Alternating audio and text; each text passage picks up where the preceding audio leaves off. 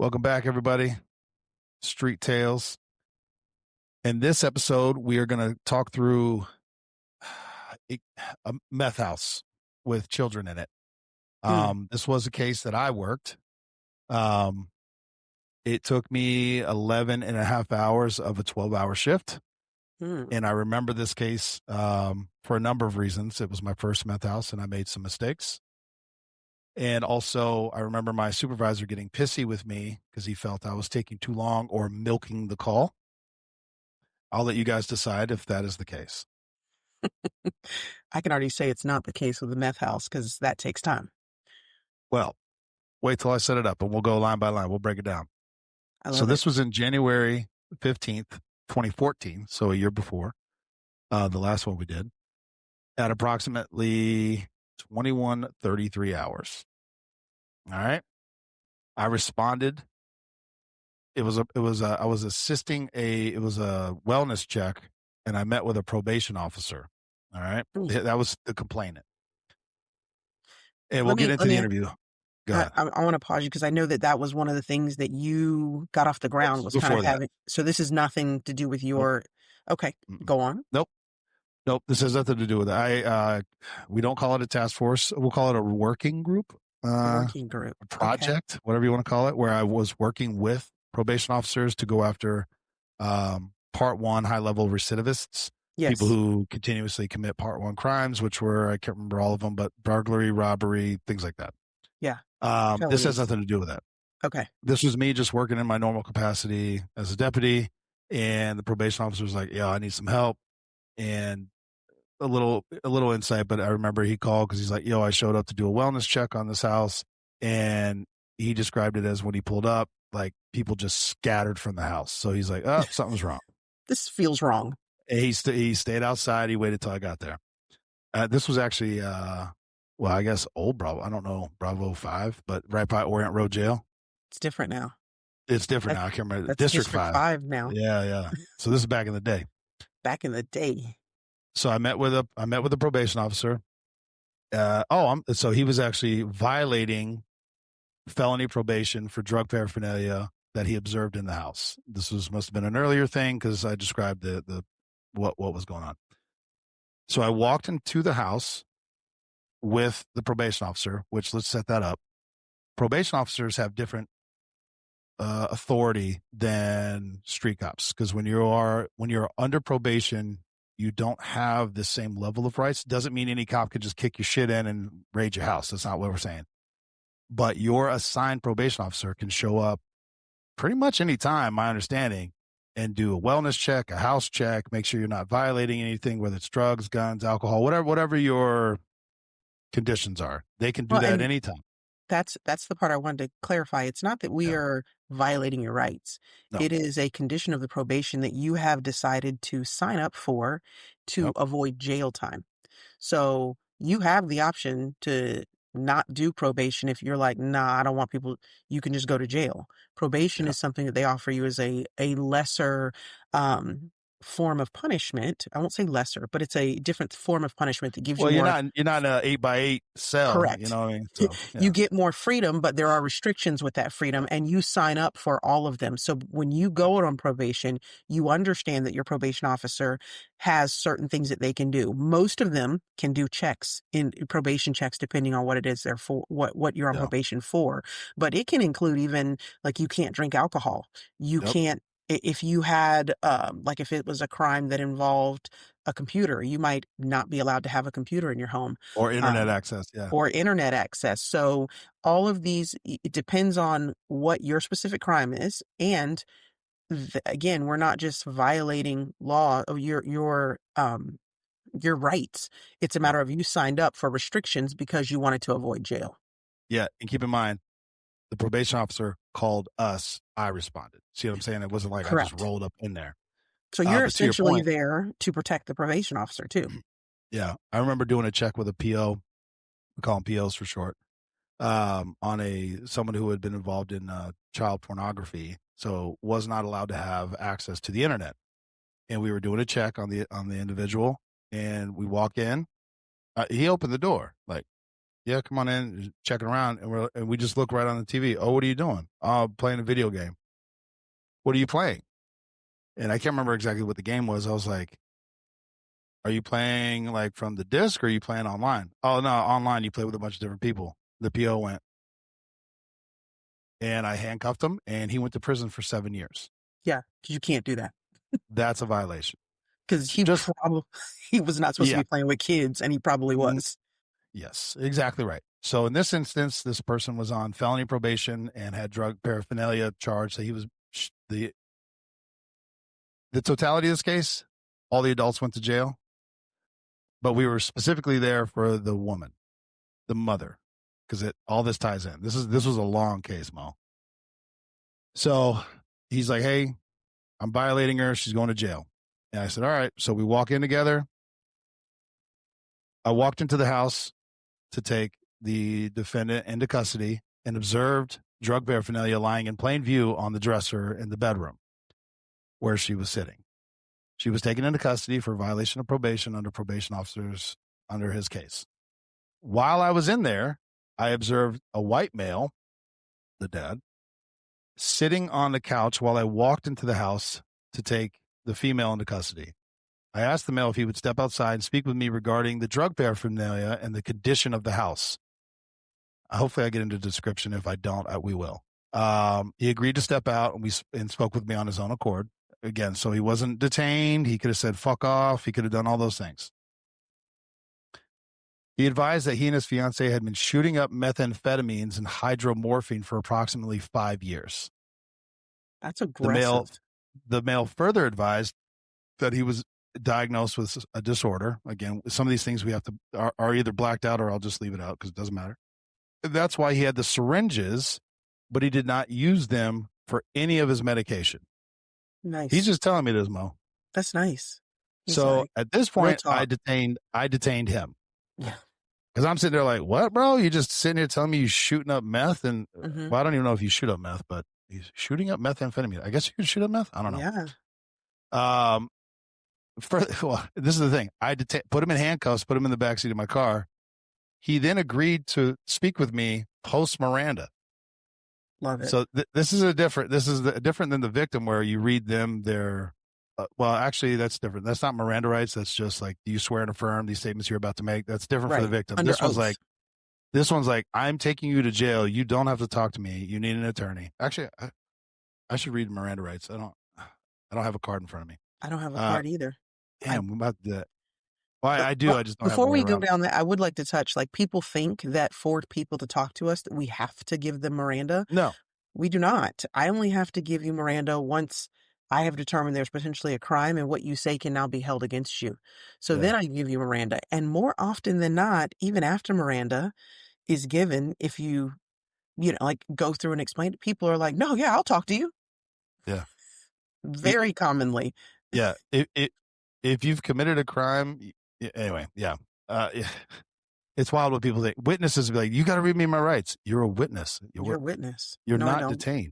Sometimes I'll just humor them. I'm like, all right, here's your rights. All right. So what had happened was, it's like, okay. It's just like they feel like they have to have it in their head. Okay, I got it. Yeah. If you're a witness or a victim, anyway. They watch it on TV and it gets read so much because it's very dramatic. And so they feel like when you are talking to them that you have to read them Miranda. I don't even have to read you Miranda to take you to jail. No. I can take you all the way to jail with zero Miranda. I was laughing because I arrested a dude one time. I wasn't even trying to interview. I was just arresting him. And he goes, you didn't read me my rights. He's like kicking the fucking door. He's freaking out. He's like, you have to read me my rights. I was like, I said, one, I do not. I said, two, if I read you my rights, will you shut the fuck up? He goes, yes. I read him his rights. He goes, thank you. And then he calmed down. He was done. I was like, okay, bro. And I did not proceed to try to question him in any way. I was like, bro, what? Stop it. That's the best story ever. Oh, bro. People do wild stuff. All right. Oh. So now we've arrested the female. We've arrested the male. Got it. The male because of what was laying around the house, but also his own statements. Keep in mind, we were there for the female. They were not married, but the female. It was their children, but they weren't married. I don't know how to phrase that. Uh, and I was just trying to see what the hell's going on because it was just it.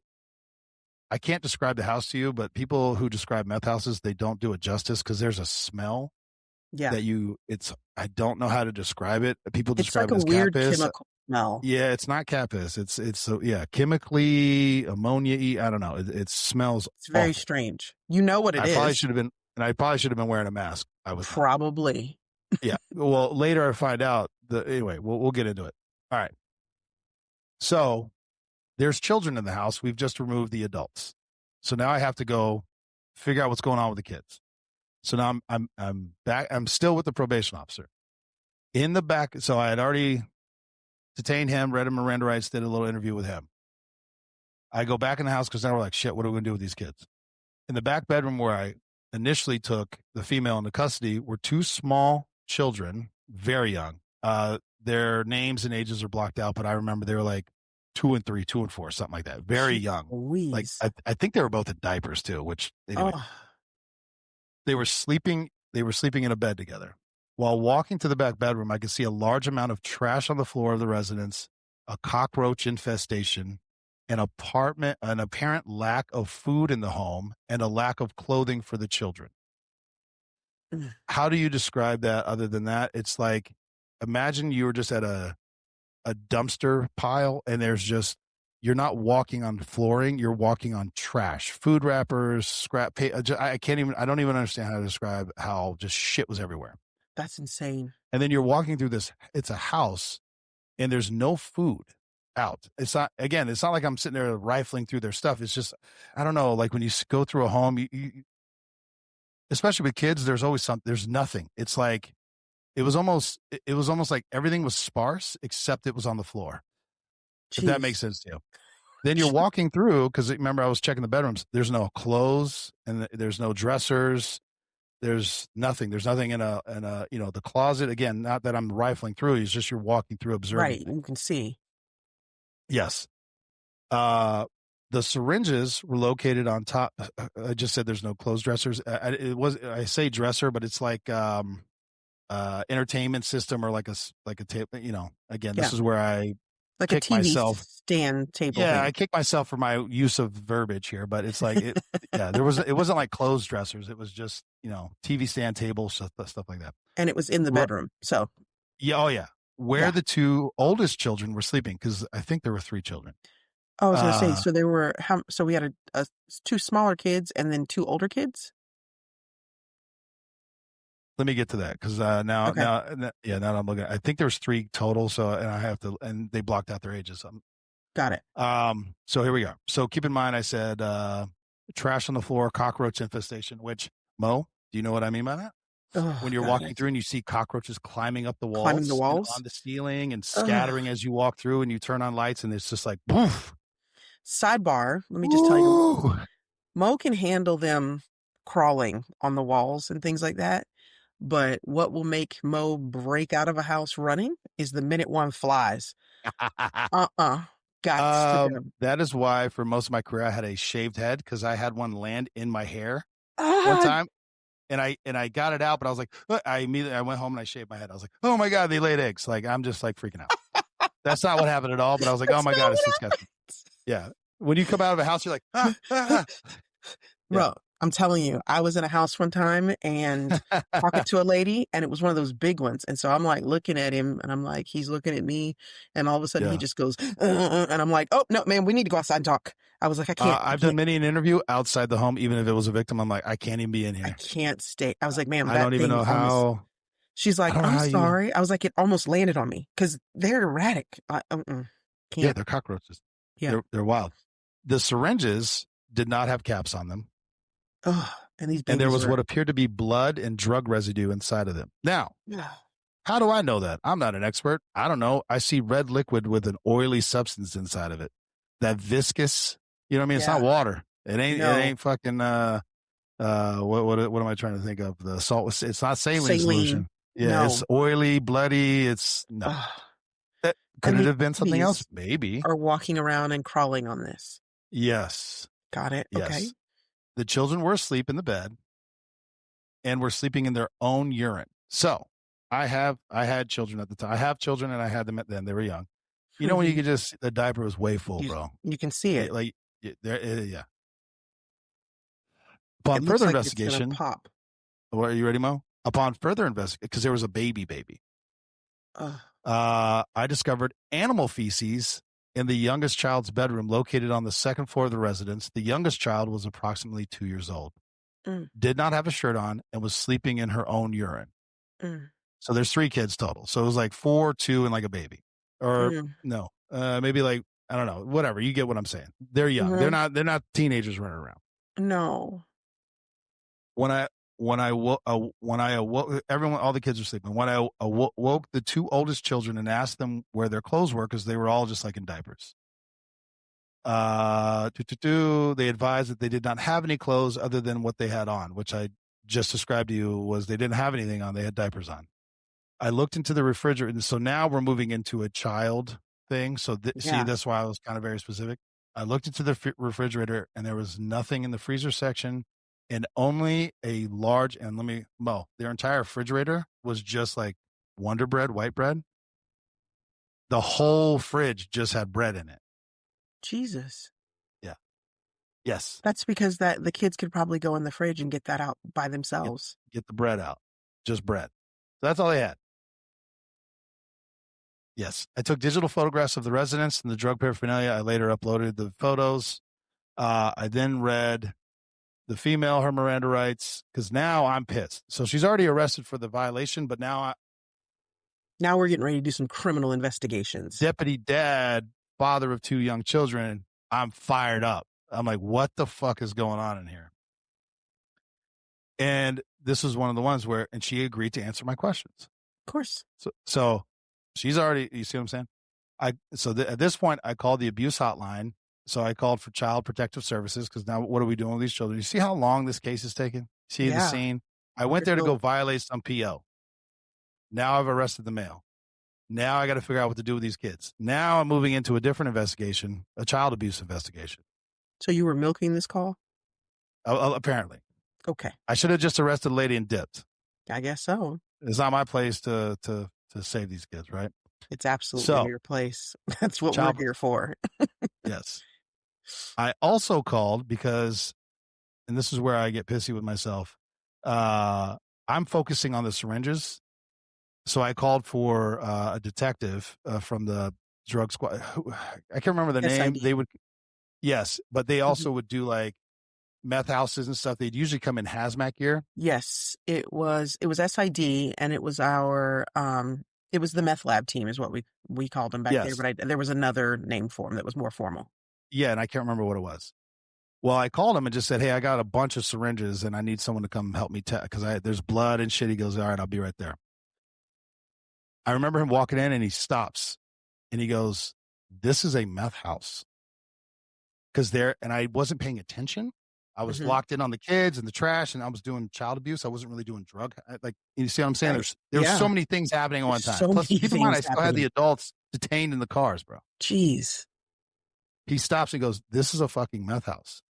Because he smelled it, which I had also smelled, but I'm like, trash, and there's the animal feces were from cats shitting in the kids' beds and they were just letting them sleep in there. There's shit everywhere. And then he starts showing me there's all these bottles, and it wasn't like a meth lab like Breaking Bad where it's like the tubes and the big. It wasn't like that. It's like one pot. All the equipment was there to do that. Yes, yeah, where you shake them in the bottle, all that stuff. And I go, oh shit. He goes, yeah, bro, we need to back out of this now. I said, well, I got to get the kids. He goes, well, hurry the fuck up. How long you been in it? Like I started getting into. I was like, I don't know. Yeah. So we field tested the residue from the spoons that were in the black case with the syringes, and this was what the paraphernalia that was sitting out in the open. And just from the residue, we collected 1.2 grams of meth from the spoons. That's just the residue. Yeah. Yes. So then another deputy responds. Actually, this was BJ. Nice. BJ responds. And he collected all the evidence and all the drug because I was like, I got too much going on. I need them to go to jail. I need CPI to come take the kids. We got this drug out. See what I'm saying? It's starting to build into this whole thing. Meantime, the PO is just like, oh my God. Hang on. Let me pause you there, though, Yeah. because as an officer, I know what you're kind of managing, but this is another one of those times where I think the public No at help from large supervisors. None. has no idea Mm-mm. of the expectation of knowledge that we're supposed to have on a Oh, that's singular true. call. Yeah. You go there to help the PO violate somebody. That's what you're there Yeah. for. But while there, you still have to be cognizant and eye opened enough with your investigative eyes to not Mm-hmm. miss the child abuse that's taking place, the Mm-hmm. drug paraphernalia that is there, interviewing the male. Because could you have just had the lady come out, arrested her, and left? And Yes. bounced. But all these other pieces of the puzzle needed to be addressed. So you have this male Yeah. who is using drugs also with this with this lady around the kids, putting the kids in danger. Now you have the situation of you have 2 children or 3 children that you need to figure out placement for, and in many cases these people don't have ties, they don't have anybody who lives locally, or they have all the people Hmm. that they're surrounded with happen to be in the same situation as Yeah. them. So now it's this is something maybe the public at large doesn't realize. We as law enforcement officers don't place kids. We don't say, No. oh, we're going to send the kids with the aunt. We have to wait for child protective teams Mm-hmm. to come out and figure They have to out do their own who investigation they because have. they won't just take our Yes. word for it. Yeah. No, they run their own parallel investigation and at the Yeah. same time trying to figure out, is there someone they can place the kids with that's within the family that doesn't have a record, that is allowed to be around kids, that meets all their criteria? And Yeah. then we are required, though, by state law to help get the kids transported to wherever they need to go. So Mm-hmm. there's all these pieces of the puzzle, and you came there just to help a probation officer out and really That was it. their safety and security. Yeah. And this is turned into a very in-depth case, and people don't realize this is where and we've talked about this in previous episodes where we talk about law enforcement being blue collar. This is where Yeah. I constantly debate that this is not a blue collar profession, because No. it requires a thinking man slash woman to do this job, and to do it effectively, and to do it correctly, and to do it with morally and honorably addressing all the things that we get thrown into, and Yeah. can be quite overwhelming. No, for sure. And hindsight being what it is, if the kids weren't involved, I probably would have just arrested the female and bounced because that's just how I felt that time. But when I saw the little kids, I was like, no, I couldn't do it. Right or wrong, I don't know how people feel. Right. So keep in mind what's going on so far. Now the CPI, the child protective investigator, shows up and wants to drug test the parents. And I'm like, oh my God. Think about how much time all this shit's taken. Wow. All right. Via a urine sample. This is interesting. I've never been on a case where they did that on Keep in site. mind, they're handcuffed. And this lady or this individual wants, actually, it was not a lady. This individual wants a urine sample right there on the spot. Wow. They agreed to do it. And they tested okay. hot for amphetamines, methamphetamines, opiates, and benzodiazepine. Of course they did. They both did. So now, keep in mind what's happening. I have to call the assistant state attorney regarding the overall nature of the call. Yeah. So keep in mind what I'm doing.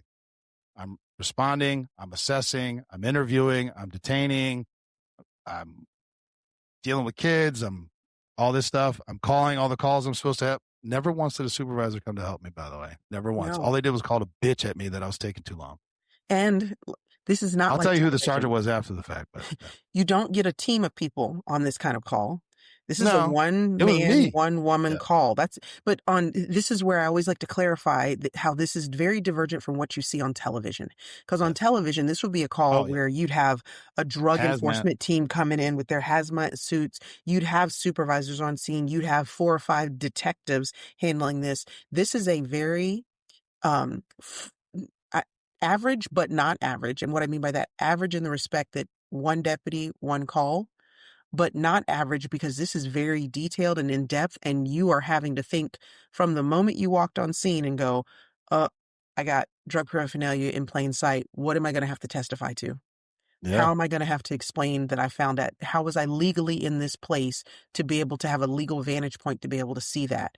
Now, Yeah. how am I gonna explain now calling CPI to have these children taken away? How am I gonna explain arresting dad who I wasn't even here for? Like, all these procedural case steps that you're having to make sure that you are checking off as well with one Mhm. deputy there, not a team like you see on television. And I was a 3-year deputy at that point. No, And no, that's how it less. goes. It was like 2 years and 8 months or some shit. Yeah. Yeah. Yeah. Yeah. All right. So after talking with the AUSA, or I'm sorry, not the AUSA, the assistant attorney. AUSAs are for federal stuff, but this was Yes. state. Apologies. The male was charged with 3 counts of child neglect, possession of methamphetamines, and possession of drug paraphernalia. The female was simply charged with the violation of their probation because I guess that charge was sufficient to cover the rest. Mhm. Again, I didn't clarify these things. I'm just trying to remember because I'm like, why didn't I charge both of them? So then so keep in mind everything I'm doing. I then transported the male and the female because it's like, yo, they've been detained for a long time at this point. They need to go. I transported them to jail, but the female was rejected, and this is where I remember, because she had a large infection on her left wrist. So I dropped the male off. The female gets rejected. I have to take her to the hospital because she Oof. needed Medical IV defense. antibiotics because she was about to die. I actually remember Jeez. this because I couldn't handcuff her wrists. I had to zip tie her elbows because her wrist was so fucked up. Wow. Yeah. Yeah. And she was admitted to Tampa General. Sidebar, bro, you knew if you had to zip tie her elbows, you weren't getting her through medical. I still try, Mo. I still try. Just saying. Hindsight, I should have called an ambulance and had her transported. Yep. That's on me. 2 years and 8 months, Mo. That's all I had Baby, on. you were like, zip tie them elbows, let's go. Yes. All right, let's see. All right, here we go. And that's how I ended that, which to me is lacking a lot of stuff because I remember this call, and we'll get into it. Now we're going to move into the interview with the female, post Miranda, that she'd been shooting up shard, methamphetamine, for approximately 5 years with her fiance. She gets the meth from her friend, who she names, and they share whatever she has. The female advised that the last time she shot up was approximately 3 days ago, and I'm like, nope. She called him her husband, but they weren't actually legally married, and their friend. And they will pay the female whenever they have money. Otherwise, we'll just share it with them. I'm like, that ain't right. No. And the female advised that lots of people come and go from the house, and she does not always know who they are or why they are there. Mm. She then apologized for the syringes and the dirty spoons. She advised that she usually cleans the spoons, but must have forgotten to do so. She stated that she never shoots up in front of the kids and they have never been exposed to the drug use. Ma'am. Let's pause right there for a minute. Yeah. So many things are not true in those statements. But again, you have to take them for what the spoons are not washed. Those are No. not cleaned up. The They're not. needles are not cleaned up, and the No. children are absolutely exposed to it. And here's the scarier part. These babies are probably hungry quite often. Oh, We're yeah. They're talking just about eating bread. 2 and 4-year-olds. And what do 2 and 4-year-olds do when they're just in a normal household learning? Everything goes in their mouths. Mm-hmm. So at some point, I would be pretty confident, and again, this is just a opinion, so I'm gonna say that before someone says, "You're just making stuff up." But I'm from the opinion that one of these kids probably stuck a spoon in their mouth that had been used for drugs, and that is terrifying. So to that point, the female advised she was surprised at the amount of residue left on the spoon and was frustrated there was anything left at all. I'm sure she was. She then advised that she had been trying to quit for a long time, but just can't seem to get away from her addiction. She wants to be better for her children, but doesn't know how. I believe She that. did not think that the house was that bad and did not believe there was animal feces in her baby's rooms. She's just like, no, there wasn't. Yes, there is. I got When pictures. asked about her 2 oldest children and why they were sleeping in their own urine, she advised that her daughters wet the bed and must have urinated on herself and her brother, and that the baby is still in diapers and she would have changed her in the morning. Okay. Mo, you and I have kids. We do? Come on now. there's a level of this is nighttime pee and this is you've been in this all day. 100%. Yeah. And if there's that much nighttime pee, I change them in the middle of the night Yeah. while they're still sleeping. Yeah. Because you don't want them sitting on that because they get a rash. Because they get a These are normal rash. human beings. Now, this is when I learned the male was on probation. And I wanted to talk to you about this because Oh, when asked, how did you pay for the meth? She advised that her and her quote unquote husband would sell stuff. And she advised that her and her husband had been caught with stolen property. And that's why he was currently on probation, which was news to me because it wasn't in our system. that's incredible. So I had to call the PO and say, is he also on probation? He's like, not according to my notes. I was like, could you please check? Because Miss Ma'am just advised that he was on probation. So then I had to go back to the jail and violate him because that's how it works. Oh, I can't just make a phone yeah. call. No, you have to Because it wasn't in rewrite the a system. whole criminal affidavit. Yes. Now, the male never advised he was on probation. This is his interview. I wouldn't have either. You better do your That job, he sir. was the father of the 3 children. And he had been, see, this is what I'm saying. He had been with, now he's calling her his fiance for approximately 8 years. And they had been shooting up methamphetamine and other narcotics for 5 years. Okay. Yep. He's diagnosed with, we'll leave that out. And that's why he had syringes. But he didn't take the medication anymore because doctors told him his sugar was under control.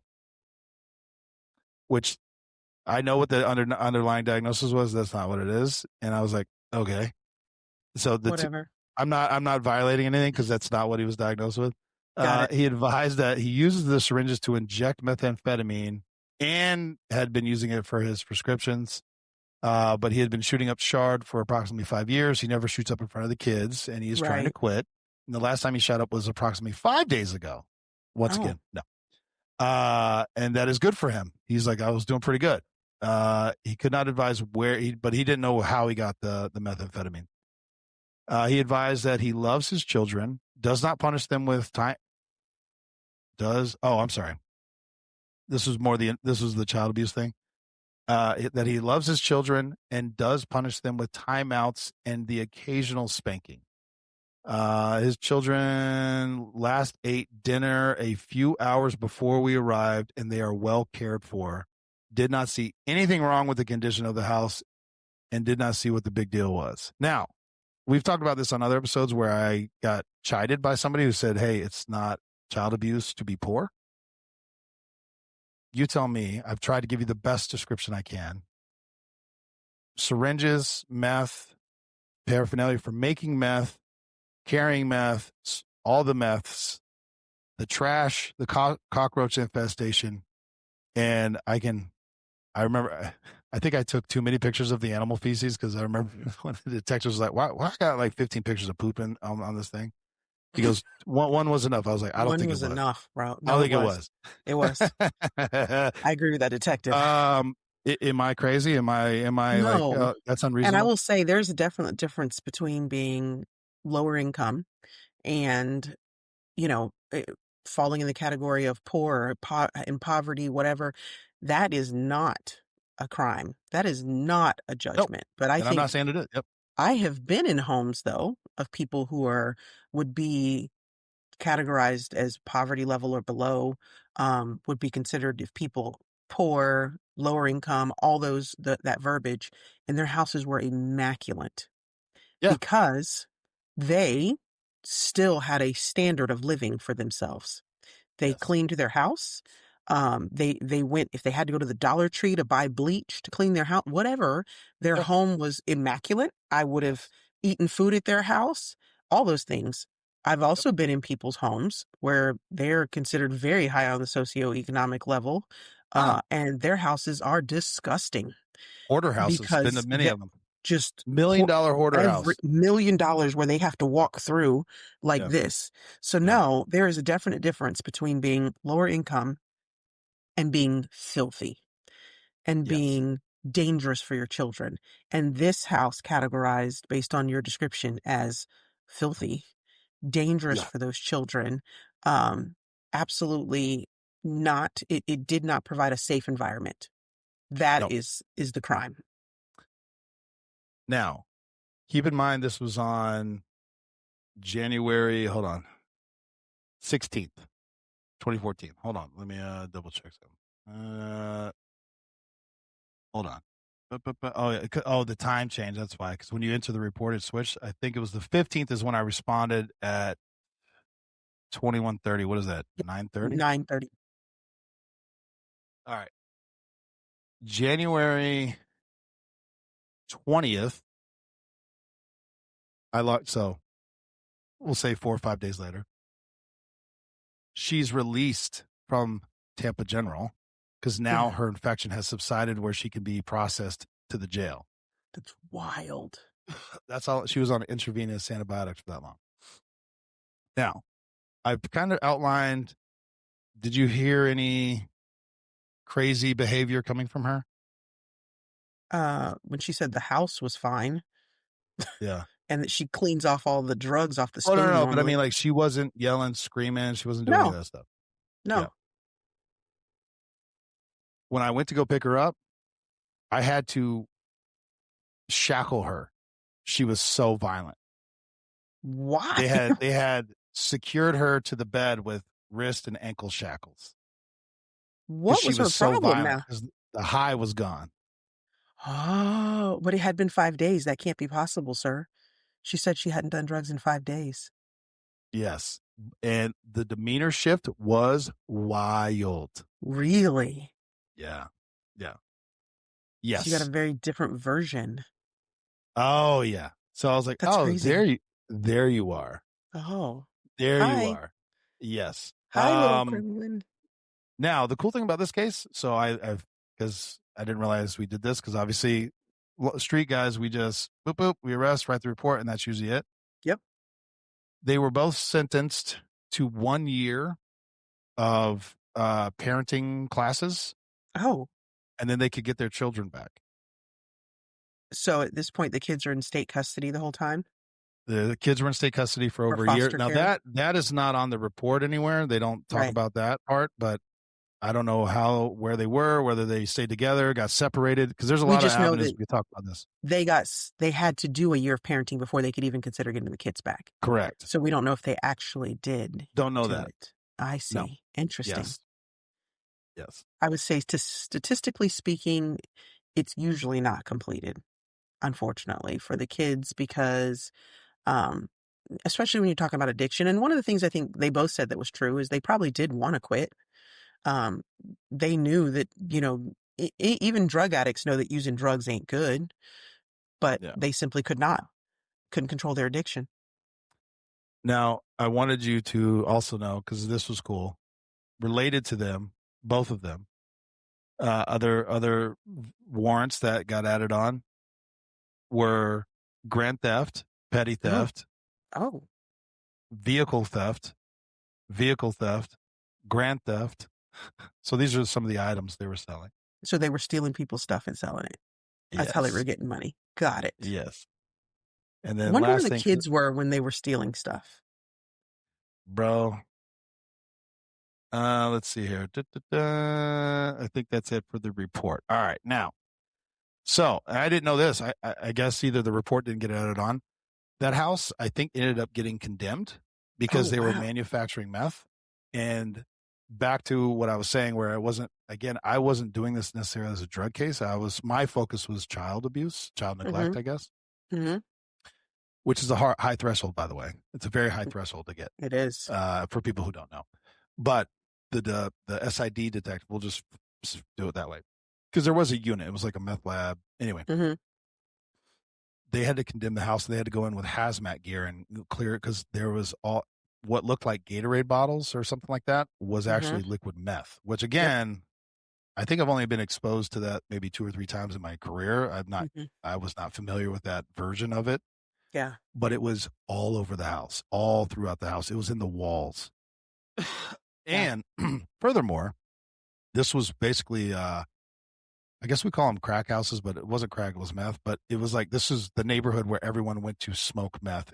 And the reason, so somehow they lived there, or I don't remember. They didn't own the house, but Um, that's how they got all their meth, is because it was a safe haven for other addicts to go to their house to use meth.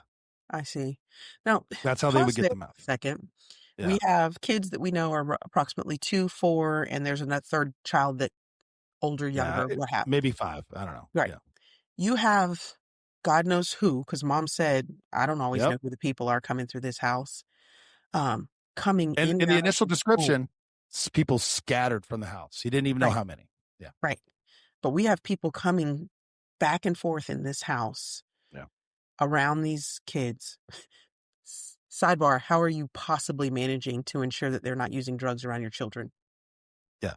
But you Or have doing God knows what else to your children. But that's what I was gonna say. We have a 2, a 4-year-old, and whatever the age of the other child is, yeah, a 3rd child, and you have essentially strangers that are addicted to drugs and are high around your children. all the time. That is the recipe for some awful things happening to your child. Hmm. Awful. Yeah. Even being a drug addict, you have to have something to say, "I'm not available to be the mom that I need to be," you know? So, the state taking them away, while the foster system is awful, gosh, I cannot even imagine what had happened or what was to happen to these children. They were sleeping in cat shit and urine soaked sheets, beds, diapers, whatever, however you want to phrase it. That was their everyday life. And their only source of nutrition that was visible in the house was bread. That's Yeah. wild. Yeah. That's wild to think about a 2-year-old being nourished with just bread. That's it. That There that was nothing else in the house. yeah, It wasn't soda, juice, because I've also seen that, which that got me in trouble one time. It was just like soda, bread, and like frozen meals. I'm like, they can't survive. This isn't a healthy diet. They're like, the CPI was like, no, bro, that's you. That's not. Mm-mm. You got a 2-year-old walking around with Coca-Cola in their sippy cup, then that's what it is. that's what it is. Yeah. So this wasn't even Nothing. that. They had nothing. And you know It what? to I me, wish it's I would have just documented that. I don't even know if there was running water in the house, but I didn't check. So, yeah. or It's if I just did, such it's not to me, documented. that's a terrifying situation because I've worked other cases where exactly that's happened. You have some random person in a house with a child, and they wake up or they're sleeping or whatever, and now this child ain't theirs. They don't Yeah. care. Even if it is theirs, a lot of times they don't care. And the most horrendous things that you can think of happen to these babies when they're put in these situations like that. Yeah. I want to take another avenue, mindset, right? Yeah. I'm on for less than 3 years. We'll just phrase it Hmm. that way. Yeah. Let me ask, I'm posing this to the public, but we'll just talk through it. Do you think this is what I wanted to do with an entire shift of my day? That I wanted to deal with drug addicts and kids and be exposed to meth and God only knows what. And thank God they were in a calm state, whatever they had in their system, besides what we already discussed. Ugh, It could have gone violent. I could have, ugh, there's a lot of things that could have happened, but I sat there and dealt with this one call for an entire shift. That's all I did yeah. as a young, fired up. I want to go get bad guy deputies. And I will say these are bad guys. Now, sitting here today, 42-year-old, law enforcement. Yeah, I would do that. Sign me up. I would do those cases every day. Right. I would be that guy.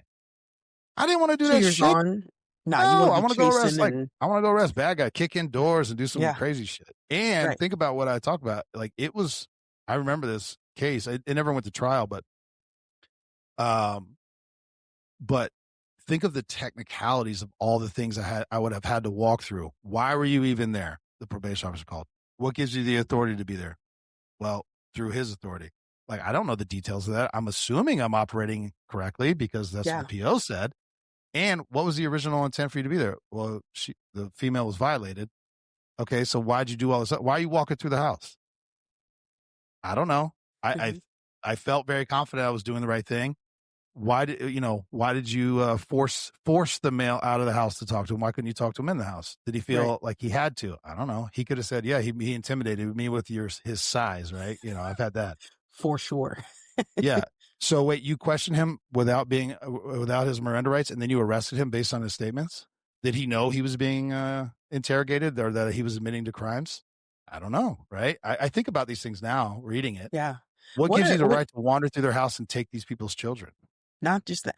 Here's one of these calls that, like, you look at the training that you are provided as a law Yeah, enforcement officer when you come into this job. Yes, you go through an academy that now is about 6 months long. yeah, It's slowly been creeping up to that because it wasn't always that long. yeah. Then you go and you ride with another deputy for 4 months and you go, oh, okay, well, that's a long time. Technically, it's not because we only work 14 days a month. So for us, for our Well, for agency, yeah, other agencies might work differently, but we work yeah, 14 days a month. yeah. So you can get calls in that time period, but you're not going to touch everything you're going to hit. Then after 4 months, you are put in a car and given a badge and a gun and all the things to do all this by yourself. That is not a call that you probably encountered when you were in field training Never, not once. because it is a very rare call. That's like encountering a homicide or, those Hmm. kind of things like that. They're very rare and they're very difficult to get trained up on.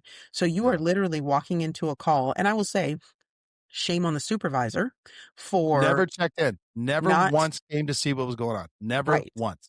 Shame on them for not recognizing that this is a call that a 2-year, 3-year, or even 5-year deputy may not have ever seen and Mhm. not showing up over there or at least sending a seasoned officer with some kind of narcotics experience over there to say, hey man, this is a meth house. You shouldn't be breathing that. Like there's so many things that went on in that we should be and could be looking back and saying we could do that better. And my hope is that it is being done better at this point. But taking out the fact of these kind of things, but now the steps, the legal steps that you needed to take as an officer, and if there were things that were missed, it would I would say it would fall back on your supervisor or the senior officers on the squad to say, hey, this is what should have been done. And this is, Yeah. I mean, like without, you don't have that experience. You just don't. And this is No. such a detail oriented case. It revolves around the details of why you were there, what Yeah. gave you the legal authority to see the drug paraphernalia that was sitting in their house. You have Yeah. to, that's one of those things that people, I can say, oh yeah, I saw that in plain view. Right. But if the point where you were standing, did you have a legal vantage point to see it in plain view? Yeah. Because I, as a cop, if I have no right, I cannot go and peek in Tyler's windows and Mm-mm. be like, oh, I see the dope in Tyler's house. Well, I didn't have a legal right to be peeking in his windows. That's a violation Mm-mm. of his rights at that Yeah. point, unless I can articulate this is why. Or like on a traffic stop, for instance, I conducted a traffic stop because Tyler ran a red light. Now I have a legal vantage point to be standing next to his car and therefore looking in and seeing the drugs. But these Mm-hmm. are all things that you have to be thinking about. And as a 2, 3, 4, like I said, or even 5-year deputy, can be a very overwhelming call because of all the working parts that you have and all Mm-hmm. the legal steps that you need to take for each independent investigation. You have an investigation for the violation of probation for the woman. You have the investigation on the male to figure out how am I going to charge him with what's going on in the home. You have the child protective portion of it. And then you have the prong of it, it being a meth house, because that is handled completely separately and differently as well With children. with children. Because think about, yeah. So, and I can see it, right? You're a sergeant or whatever, and you're like, assist other agency. Why are you on this for 12 hours? What is going on? And I called and checked in because also I was so new. I was either calling my corporal or detective or senior agent or something like, yo, this is what I got. I have no idea what to do. All right. What you need to do is you need to call SID. You need to call CPI to take the kids. Nobody came by. BJ came by. He's the only one. And I told him what I had. He goes, what can I do to help you? And I'm like, could you take these to evidence? Cause that saves me, cause keep in mind, we're driving, right? It's like, I had to get these guys to jail. Then I had to get to the hospital. Then I would have also had to go to evidence, impound it, all this other shit. So he helped me with that part. But honestly, it's like, then you're dealing with the PO, right? The PO, I'm assuming, wasn't sitting there thinking, I'm going to be sitting on this call for 10 hours. It was towards the end of his day, Right. right? Also, these are things I'm thinking about now as we're talking. Was the house secured before I left? I don't know. I assume so because I think the SID detective stayed on scene because he had to call hazmat and he had to dispose of all the shit that was in there. Right. I don't know how long that actual call continued to go on after I left. Probably a while. Because a meth Right. house, especially when you're talking about those little, they have the little shake and bake bottles, Mm-hmm. clearing those out, it seems like, oh, it's no big deal. You just have these bottles, but it's a process to get all of those out, to clean up to clean them up so that they are safe for transport and all these things. It's like quite a while. And do you know how hard it is to not like, man, what is that? Is it that's in a Gatorade bottle, but it doesn't look like Gatorade. Yeah, Is that don't do Gatorade? that. Don't do that. Don't don't but do but that. again, I think the only thing that saved me was my own ignorance because I was Right. locked in on the child abuse portion of it. I found that was one of my passions in law enforcement. Yeah. Was those types of cases, like doing those right. I wasn't even in the realm of meth house. Like I wasn't doing any of those things. Well, you know Thank why God the other too. guy walked, but Mo, I'm telling you, I remember to this day because he walked. He goes, "But what are you doing in here? This is a meth house, bro." I was like, "Well, yeah, I know they're smoking meth." He goes, "No, no, no, no. You see all that? They're making meth in here. You need to get Yeah. the fuck out of here now." Yeah. That's wild. But And I've been wandering here's the around there other for thing like too. hours. This is where I'm going to get on my soapbox about training. Yeah, We have a narcotics block of training in the academy. yeah, It talks about the very surface level of drugs and how to testify. yeah, Most of the training, there's nothing written into the training that says we need to have a narcotics detective teach this block and bring evidence examples of what this drug looks like and tell the individuals how to handle these kinds of calls. If you go to a house where you know you have meth users, be on the lookout for the Gatorade bottles, the water bottles, yeah, the soda bottles and things like that, because the other part is, thankfully, they had used a lot of those. Those shake and bakes, if they are cooking and they're not burping them properly, they'll explode. yeah, That's why they get removed with hazmat teams. So we have officers out here enforcing the law, handling calls like this and having no idea what to even look for because we have somebody, hey, we need somebody to teach the narcotics block. They send somebody in who's never worked narcotics and they teach them directly what's in the FDLE book yeah. about, yeah, make sure that you want to test the drugs. You want to make sure that you impound the drugs, use gloves, and that's it. If the training center goes above and beyond and makes sure that they bring somebody in with experience, it's great, but it's not a requirement. They don't require that type of training, and it should be. We should be showing people because a lot of these kids are coming straight out of high school, college. They don't know what black tar heroin looks like. They don't No, know what crack looks like. They might know what weed looks like, maybe cocaine, but some of them don't know what crack looks like. They don't know, what meth looks like or what a yeah, meth lab, a shake and bake is going to look like. They have yeah. no idea. And we're setting them up for failure, like in your case, where they're in there dealing with something else and they're like, what is this? You know? Well, a couple things come to mind. I've talked about it on Street Tales before, I think. But the young deputy who arrested somebody on a drug charge, and I heard it go out, I was like, and I knew the area. I was like, that's weird. Let me go make sure he's good. He's like, dude, black tar heroin. He had it bagged and everything. And I looked at it. I was like, bro, that's tobacco. It was like pipe tobacco. It was real wet and juicy, Right. and it doesn't look great. But I was like, that is not heroin, bro. Like we don't get black tar heroin around here. I'm trying to tell you, it's not a No. thing. We had to unarrest that guy. I remember our Yeah. bad, sir. Our My bad. bad, my bad. Hey, you're We good. just, Tighten up, tighten up. you have a good Don't day, be sir. disgusting. Yeah. So back to the meth house stuff. That's the other thing is like the timing. This is also something that people just don't understand. Do you think it was quick for this detective to respond? No. How about CPI? Do you No. think It they was showed at up in night. 5 minutes or less? No. It was Not at all. hours. And It's what am I doing nighttime. for these hours with these kids running around in diapers with no clothes on? Yeah. And then probably telling you they're hungry. Yeah. What am I supposed to do? And I have no backup. I have nobody there. Right. Is me. And also, I'm trying to be like, all right, what do I got to take photos. I'm trying to think of all these things I got to do. I'm just trying to tighten everything up. In the meantime, I think I had them detained or in the backseat of the car for several hours. And I was like, I've got to get them out of here because this is getting too long. You can't detain people for fucking 12 hours. You can't do that. Nope. Doesn't matter I what's mean, you going on. can, but you have to be able to Not in explain the that backseat of a car. entire detention. No. Yeah. See what I'm saying? And Yeah. that was why I was like, I was ready to take him to jail when the CPI finally arrived. again, no knock on them. I'm sure they get a million calls, right? It's just you're Yeah. dealing with understaff, you're dealing with all these things, and then I want a urine sample. Where? You want me to you want me to take their handcuffs off so they could pee in something for you? All right. So you want me to cut these things off her elbows and let her pee? Which I did have to do, and I had to re-strap her down. Yeah, That's wild. with a That's a giant wild case, man. softball infection on her wrist. Bro, please tell me you wore gloves. Oh yeah, yeah. Please. No, I always did that. Oh, Actually, I learned that from a different deputy who was searching somebody without gloves, and I said, "Bro, you should not do that. You should not do that." that's Besides a all the bad sticky idea. pokey bad things, but I'll tell you who it was after too. But he was searching something. This dude had like a little white towel sticking out of the front of his pants, and he just pulls it out barehanded. He goes, "What is this?" He goes, "That's my pee rag," because he had some medical issue, and that he would use it to dry up any drippage. He was like, "I was like, that's why you wear gloves, bro. I told you that. I've been telling you that for too long. Wear fucking gloves." I love where you're like, Yeah. that's not a good idea. Don't do that. I'm trying to Don't. listen. I try not to tell other people how to live their life, but I'm like, that is a really bad idea. That's a Don't bad do that. idea, man. Yeah. That's wild. I used to double glove.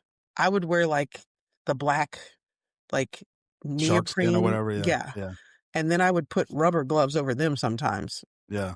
because I'd be like, this is an extra gross situation. Let Yeah. me because the gloves would go back in my car, the black ones. I didn't want them Yeah. in my car if I had touched something extra gross. That's actually a valid point. I never thought about that. Yeah. Why would you bare hand and Oh, I pull would never do that. a Yeah. towel out of somebody's pants? Mm-mm. Mm-mm. Well, that Mm-mm. you wanted to get something. That's insane. Yeah. But I don't know about any other takeaways from that one. No, that was a good one, man. That was a good one. I think it's important for people to understand though, like what we see on TV and those ways that even like the way that the news condenses cases, it is so much more than what you ever can imagine. So that's why I think us kind of doing these case walkthroughs on the cases that are, traditionally not sexy, not what's hitting the news, it gives people a level of reality to see like this is what a day in the life, not a day in the life, but at least a case in the life of a law enforcement officer is like. Yeah. And when you go, why didn't you? Well, let me explain to you the calls that we are dealing with regularly. Yeah. Yeah. Wild. It was a good one. Also, keep in mind what I said throughout the entirety of it. Supervisors never checked in. Matter of fact, I only got bitched at for it because it took too long. Oh, the minute a call like this, though, it's an Do you think assist this would be other a good call? agency. Yeah. Yeah. It's a But great my thing call. is, if it says assist other agency and you see a deputy sitting on it for 30 minutes, you should drive by. Just see what let's see what he or she has. Just to see what's Also, going on. you can see in the call notes, reached out to CPI, reached out to SID. Yeah. What's going on? Why is it update me 1015 times 2? Wait, let's talk I got about this. kids. I got what you got? drugs. Signal 57. Like, oh, no, never No. crossed their brains. Okay. Very well. And not necessarily in their defense. Well, I'm biased because I did not end up liking the supervisor, but I'll tell you who it was. They probably never been on a call like that either. It's probably why they didn't come by. Yeah, they didn't know But what the hell they were doing either. shame on you. Learn. Show We'll up. learn together. Yeah, show up and let's figure it out together. Don't leave your deputy out there flying in the wind to make a mistake where Yeah. if this would have gone to trial, could come back to bite not only that person, but the agency. Yeah. Well, and this is where, because like I've said this many times, I've been very blessed in all of my transfers around because like my first supervisor was Shiro, man. I know for a fact he would have been there within 20, 30 minutes. Like he would have been there. He'd be like, what's going on? What we got? And he would have been 100%. helping me. He probably would have let me do it, but he'd be like, this is what you need to be doing. This is the steps. You know, he would have been helping me with that. Yeah. Totally different mentality though when it came to he was that way even as just a slick sleeve deputy. He was always looking to make the profession better. Yeah. To me, that's what makes you an elite professional is that you don't just retain all of your knowledge, you share it. And he was really good about that. The difference between him and then some of the other ones I had, I remember because I like I said, I had established what I was interested in investigating and what I wanted exposure in.